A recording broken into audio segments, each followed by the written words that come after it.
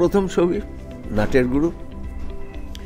তো তখন আমার একটু নার্ভাস লাগছিল যদি কোনো কারণে ও সেভাবে অ্যাকসেপ্টেড না হয়, লোকে পছন্দ না করে, তো বাবা হিসেবে আমি যথেষ্ট দুঃখ পাবো, কষ্ট পাবো।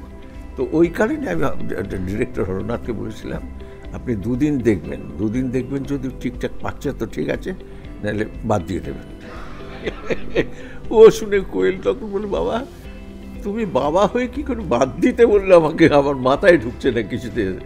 না রে, অনেক দায়িত্ব থাকে, প্রডিউসারদের এত টাকা থাকে, তারপর অনেক ব্যাপার থাকে, তো সুতরাং খুব ক্যাজুয়ালি এটা করলে হয় না, ওই জন্যে ভাবছে।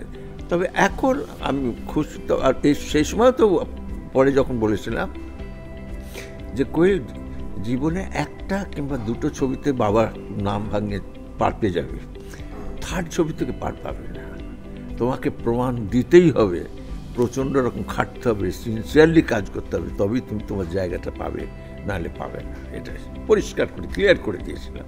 তো ওই ব্যাপারে ঠিক ছিল যে সিনসিয়ারলি কাজ করেছি।